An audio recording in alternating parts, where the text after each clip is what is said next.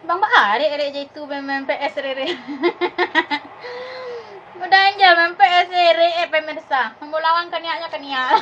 Cikolo kaya. Ne nak langangi awi deh. Sesajuk minum kono mu ya.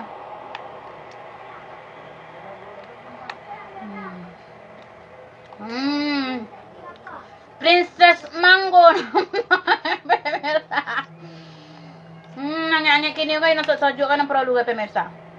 Angel ko minum Princess Mango. Adi jus mangga, jo jelly mangga isi ya pemirsa. Hari ya bangga.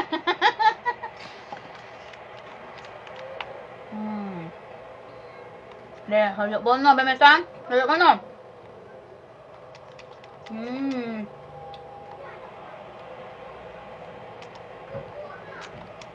Jadi princess. Ini lah sampai Angel. Jadi Princess Mango pemirsa lapak aku Angel boli di samping toko Aprilia Lamo pemirsa. Di bawah janjang re ada beko re uni re manggale karupu. Ada outlet dari siku. Ada outlet dari situ sekali. Ku Angel boli situ. Ndak apa nih yang ida pemirsa. Kau adanya nya. Boli na sojok. Kono di Angel ku nampak di Angel ku ha. Princess Mango, jus mangga, ada jeli-jeli mangga di dalam.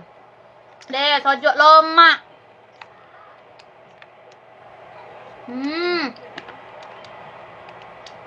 Boleh dipasok.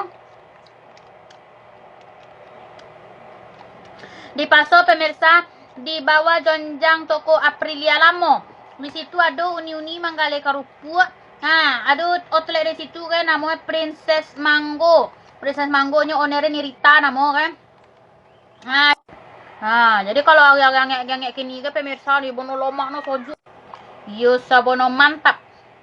Nan soju. Minum jus mangga, Princess Mango meri pemirsa. Mau bono. Dan Angel lebih dek cik.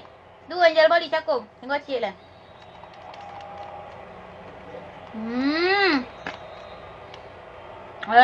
Soju. Soju bono. Yang injak kini kan minum ku jus mangga Princess Mango ke pemirsa. Rasa mangga, jus mangga. Mangit dengan pemirsa. Aja lomak aja soju. Bulan yang kini kan. Sangat segar minum jus mangga dari Princess Mango. Alamat di bawah jonjang Aprilia Lamo. Di jonjang toko Aprilia. Beko ada outlet reunire manggale karupu, manggale sanjai, manggale karupu nya. Ada outlet di situ. Boleh aja situ borong sebanyak-banyak pemirsa masuk dalam kulkas. Wak borong beko sebanyak-banyak masuk dalam kulkas, minum dingin-dingin. Tak juga bono.